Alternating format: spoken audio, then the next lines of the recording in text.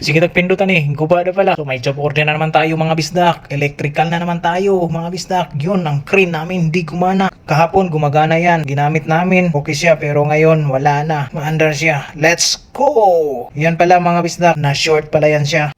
Binaklas ko na yan at sinek ko na yung mga electrical niyan. Pero okay. Ito yung sumabog yung fuse mga bisdak. So mga bistak, so ibalik na natin yung mga fuse box, remote niya kasi wala namang preferensya dito kasi okay naman to lahat. So gumagana naman. So gitis ko na yan sa. So ito yung source na dumikit yung wire dyan. So nagkaroon ng shorted. So nagdumikit sa bakal. Ayan, idudugtong natin mga bistak para maayos siya, hindi siya gumagana siya ulit. Bakit pala siya nag-short mga bisdak? Kasi pinabayaan lang siya na nabalatan tapos sumabit at naputol yung isa tapos tumikit sa bakal. No choice sa yung mga bisdak. So ayusin na natin yung nabalatan. Yan yung mga kasama mo na magaling gumamit pero yung masira na, so kanya-kanya na kung sinong nakasira. Yan, mga secret lang yung mga bisdak, mga tirador. Ato ni kaya na mga bisdak, inana mga tirada, mga electrical na padikitay, mga master tana. Musa na mga basic lang mga moves kaya na mga bisdak. So